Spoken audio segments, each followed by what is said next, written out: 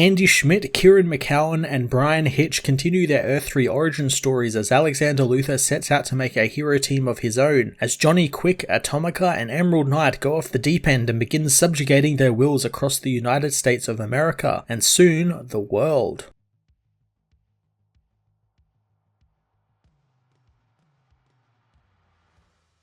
Andy Schmidt chooses to focus on Emerald Knight for this issue, as well as really wonderfully building more of the world out and setting up a proper hero team for this backwards Earth. I really like his new take on the Emerald Knight's power ring character and how John Stewart is still a good man at his core. He's got character defects, but what he wants to do is the right thing, and the ring is manipulating that. Andy brought that through really well throughout the issue, and the backup story which explains how John Stewart got his ring and how it ended up taking advantage of him by kind of leveraging his daughter against him. The involvement of Sinestro as the one to convince John to do the right thing was really great because again, it's a backwards world. The yellow energy lanterns are the good guys, so of course it makes sense that he would be a good guy on this world. Kieran McCowan and Brian Hitch again continue art duties, and much like the last issue, we get lots of great panels filled with cities being destroyed and bridges collapsing, but also a lot more world exploration, like a good look inside Ultraman's ego-driven Fortress of Solitude and Luthor's Legion satellite, which is, I guess, what their Justice League headquarters will be of this world. Crime Syndicate issue 4 was another cool character-focused issue that furthered the core plot really well, getting ready for a huge showdown in the final 2 issues with some cool action and lots of emphasis put on Emerald Knight, and John's struggle to do the right thing was really fantastic. I'm going to give this issue a 9 out of 10. Crime Syndicate issue 4 sees Johnny Quick reading an article about the Syndicate's battle against Starro a month ago. A woman in the club he's in asks if he's going to ever clean up the Starros in Metropolis, but Johnny says they aren't. The people can clean that up themselves. Atomica hopes that they'll get their own headlines soon, as the woman calls them both jerks. Atomica wonders what they'll do next now that the Starros are old news, as the Keystone Pd arrive, confronting the heroes, telling them that they should have stayed hidden since they wish to discuss the 73 cold cases in the city with them, demanding they put their hands above their heads since they're under arrest. Johnny and Atomica, however, violently leave the city, destroying a bridge out of town in the process as Emerald Knight watches on, hearing radio chatter about the two collapsing a bridge with hundreds of cars still on it. The Ring knows that John is aware what this means, and the man says it means that Atomica and Johnny will be hunted. The Ring says that they just killed hundreds of people for no reason, and the people will label them all as weapons of mass destruction, so they will come for him and Coast City. John knows that the city has nothing to fear thanks to him, as back in Coast City, John confronts some jets coming into his airspace. He easily stops the jets, catching them in his constructs,